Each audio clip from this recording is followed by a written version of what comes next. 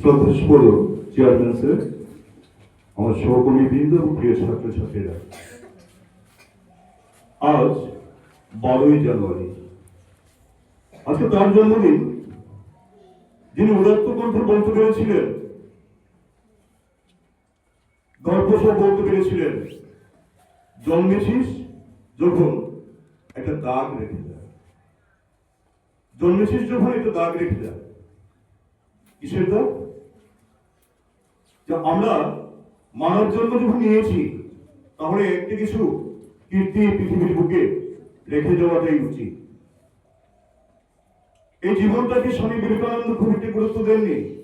আমাদের জন্ম হলো, জীবনে কার খেলাম পড়লাম, একদিন টুক করে মরে গেলাম, এটা কোনো জীবনই নয়। সেই জীবনই সার্থক, যে জীবনের মধ্যে কোন একটা মহান কর্ম লুকায়িত হয়ে আছে। স্বামী বিবেকানন্দ তার 39 বছরের জীবনে সেই কাজটি করে গেছেন। অনেকেই আমরা বলে থাকি, স্বামী বিবেকানন্দ মাত্র 39 বছর বাঁচলেন। এটা আসলে আমাদের দুর্ভাগ্য। স্বামী বিবেকানন্দ 39 বছরই আমাকে যা দিয়েছেন তা আমরা গ্রহণ করতে পারিনি, তার পথ অনুসরণ করতে পারিনি। সেই মহান কীর্তিগুলোর জন্যই উনার বিখ্যাত, উনার নমস্য স্বামী বিবেকানন্দ যুব সম্প্রদায়কে একটা উদ্দীপনা দিতে পেরেছিলেন, জাগিয়ে করতে পেরেছিলেন। তাই তার জন্মদিন যুব দিবস হিসেবে পালিত হয়।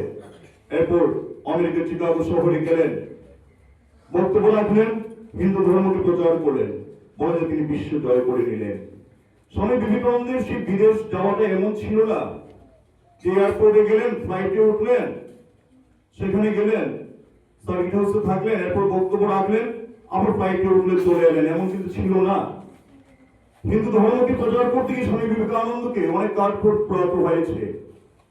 আমরা দেখি সুন্দর ভাষায় বেহায়ানি করতে হয়েছে, নিজের জন্য নয়, আমাদের ভারতীয় সংস্কৃতিকে ছড়িয়ে দেওয়ার জন্য।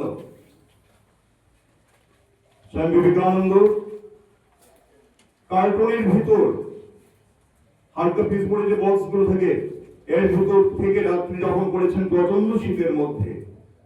তারপর গিয়ে সেই সভায় অনেক অনুরোধ করে, অনুনয় বিনয় করে উনি একটা বক্তব্য রাখতে চান্স পান। আর সেই একটা বক্তব্যই বলতে গেলে শুধু বিবেকানন্দ নয়, আমাদের সবার জীবনের, আমাদের পরিচিতি একটা মোড় ঘুরিয়ে দিয়েছিল। স্বামী বিবেকানন্দ ছিলেন একটা সাধারণ, একটা বেকার ছেলে, প্রচুর পরিচিতি সম্পন্ন এবং আর্থিক দিক দিয়ে সচ্ছল পরিবারের সন্তান। কিন্তু বাবা যখন মারা যান, তাদের বাড়িতে অনেক পুষ্য ছিলেন, একে একে সবাই ছেড়ে চলে গেলেন। তারপর স্বামী বিবেকানন্দের উপর পুরো বিরাট দায়িত্ব, বিধবা মা, ভাই বোনদেরকে দেখতে হবে, কোনো কাজ নেই, আর্থিক সংস্থানের ব্যবস্থা নেই। কিছুদিন আগে তার পরিচয় হয়েছিল দক্ষিণেশ্বরের ঠাকুর রামকৃষ্ণ পরমহংসদেবের সাথে। তিনি কি বলেন, মহাশয় আপনি আমার একটু ব্যবস্থা করে দিন আপনার মাকে বলে, যাতে আমি আমার পরিবারের মুখে দুমুঠো ভাত তুলে দিতে পারি। ঠাকুর কি করলেন, তিনি বলেন, যা গিয়ে মাকে বল, তুই বল। বিবেকানন্দ গেলেন মায়ের মন্দিরে, মার সামনে হাত জোর করে বলছেন, মা আমাকে বিবেক দাও, আমাকে বৈরাগ্য দাও, আমাকে চৈতন্য দাও। যা, এটা ভুল হয়ে গেল। তিনি কেন গেছিলেন? তার অভাবটা দূর করার জন্য, আর্থিক সংগতিটা ফেরাবার জন্য। কিন্তু গিয়ে তিনি কি বললেন, ফিরে এসে ঠাকুরকে বলছেন যে ঠাকুর আমার দ্বারা হবে না, আমি গেলাম একটা কথা বলতে, আমি কি বলে ফেললাম অন্য কথা, যা আবার যা, আবার কি মাকে বল। তিনি আবার গেলেন মায়ের সামনে, গিয়ে বলেন, মা আমাকে বিবেক দাও, বৈরাগ্য দাও, চৈতন্য দাও। একবার দুবার, বারবার 3 বার সেই জিনিসটাই হয়েছে। ঠাকুর বললেন, ঠাকুরকে কি বলছেন, ঠাকুর আমি আর পারছি না, আমি বলতে পারিনি। ঠাকুর বলেন, যা চিন্তা করিস না, আমি কোথায় তোর মোটা ভাত কাপড়ের অবস্থা। ইনি হচ্ছেন স্বামী বিবেকানন্দ। আধার যত পবিত্র হয়, যত সুন্দর হয়, তারপর কিন্তু পেটের ভাত চাইতে গিয়ে জ্ঞান, চৈতন্য এগুলো চাওয়া সম্ভব। প্রিয় ছাত্রছাত্রীরা, ওই যে বলেছিলাম জন্মেছিস যখন একটু দাগ রেখে যা, এমন উদাহরণ ভারতে প্রচুর আছে, ঘরে ঘরে আছে এটা বলবো না, প্রচুর আছে। আমাদের চোখের সামনে আমরা দেখতে পাচ্ছি বিভিন্ন মনীষীদের জীবনী। আমরা একদম চোখের সামনে যা দেখি তাই বিশ্বাস করি, তাই হয়তো আমার মনে হয় আমার বলাটা অপ্রাসঙ্গিক হবে না। আজকে আমরা যে স্কুলের ছাদের নিচে দাঁড়িয়ে আছি, সেই স্কুলের যিনি কর্মকর্তা, হ্যাঁ আমি চেয়ারম্যান স্যারের কথা বলছি, উনি একটা সরকারি চাকরি করেন। উনি চাইলে দিব্যি আরামসে ওনার চাকরি করতেন, মাস পড়লে মাহিনা পেতেন, এভাবে চলে যেত জীবনটা, কোনো রিস্ক ছিল না। কিন্তু ইনি কি করলেন? একটা স্কুল তৈরি করলেন।